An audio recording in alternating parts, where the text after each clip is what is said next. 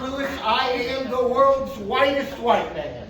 Yeah. I am so white I look like the love child of Orville Redenbacher and the Pillsbury Doughboy.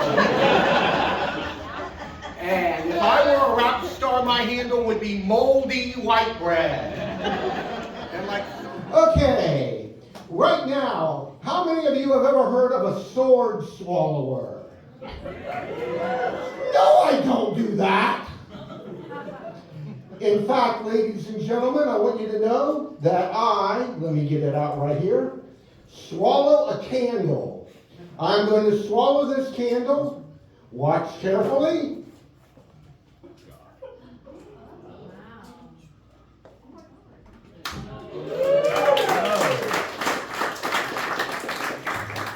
And do not try this at home. I'm a trained professional, and these trick fold-up candles, they're hard to...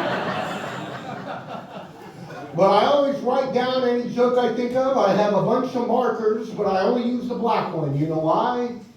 Because once you go black, you never go back. That only applies to markers. I'm not cool enough for anything else.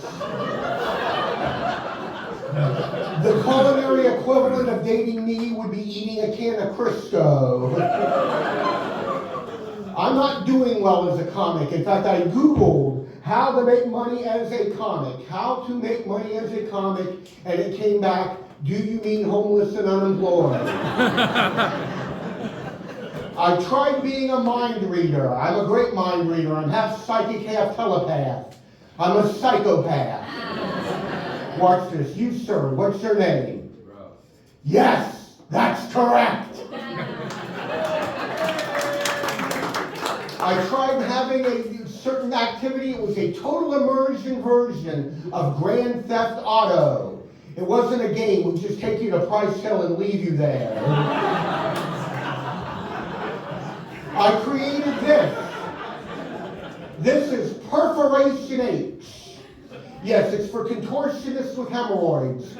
With Perforation H, you can kiss those hemorrhoids goodbye.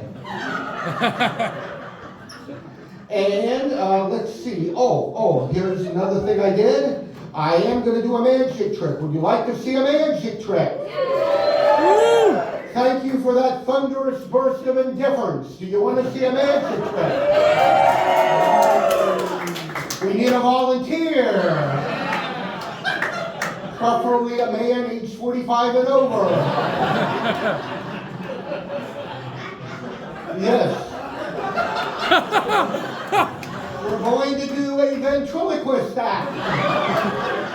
But I like collecting bumper stickers. You know, that is when I see one I cop it, I don't actually rip it off the car or anything. Today's cars, the whole bumper would come. But anyway, you've probably seen I Love My Dog. Have you seen that one? Yeah, absolutely. But let's be realistic. It would be better if it said, I spayed my dog. Or better yet, I clubbed my baby seal. Now what you don't want is something like, I beat my kid. No. And you definitely don't want, I love Jeffrey Dahmer. I actually met a woman who said Jeffrey Dahmer was her cousin. Boy, that would make that game of Cousin Jeffrey's Got Your Nose really scary. Yeah, and I'm a Christian, so I don't mind I love Jesus. Now, that doesn't really offend anybody, does it? No. But what I am a little unclear about is when they have something like, my mom and dad who homeschool myself and my 9 siblings have made sure I never have to come into contact with people who don't love Jesus. Because that's an advertisement for Chick-fil-A. But I just found out I am dyslexic. My mom started a support group, Mothers Against Dyslexia. Yeah, it stands for DAMN. Their motto is, Dyslexics Untied. They even have satanic dyslexics, Satanist dyslexics. They have 999 on their forehead. They worship Santa.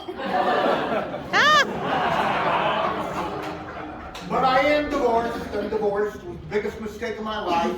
They say you never know somebody until you marry them. That's true, because I was drunk that weekend in Vegas.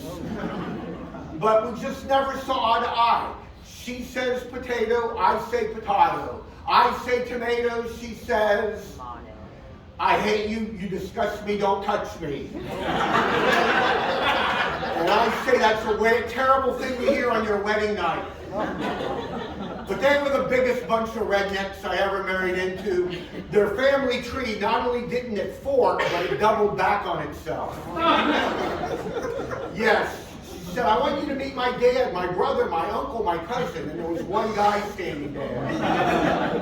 And her brother, what a redneck, what a redneck. This is a guy who went into a gas station, saw a sign that said, no shirt, no shoes, no service, and figured, well, there goes that job interview.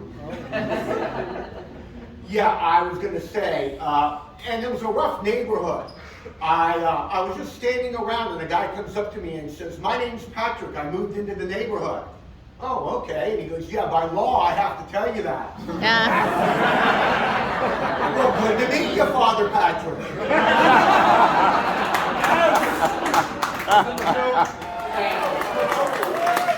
And an ordinary rope, and now watch. We put the rope around our neck once. I know some of you have this in your bedroom. That's you learn, okay. Twice. And now we're going to do the magic trick. I'm going to die on stage. Don't worry, this trick works almost every time. I learned the trick from my brother. Now he's my half-brother.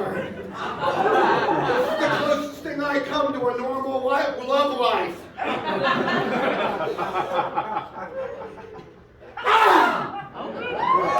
But I am a magician. I am a magician. I do card tricks. My wife loves doing pick a card, any card. My wife loves doing pick a card, any card, but she has something totally different in mind. Would you like to see a magic trick? I could do something with beautiful artistry. Or something stupid and dangerous. Okay, who wants beautiful artistry? Not one of you. You're an evil audience. Who wants me to risk my life for your viewing pleasure?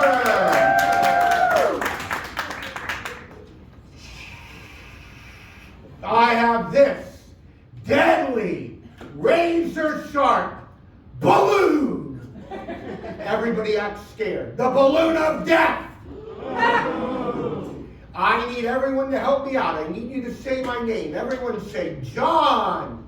John. John. John. Go. Go. Say, go, John, go. Go, John, go. Go, John, go. Go, John, go.